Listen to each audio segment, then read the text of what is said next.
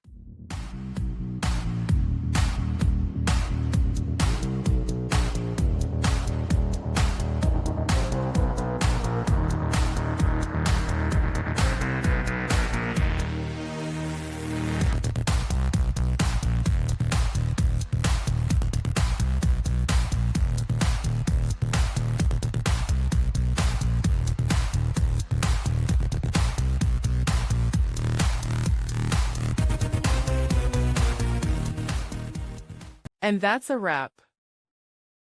I hope you found the answer you were looking for. If you did, take a second to hit that subscribe button. It really helps out. And let me know in the comments which solution worked best for you. See you next time in the debug zone.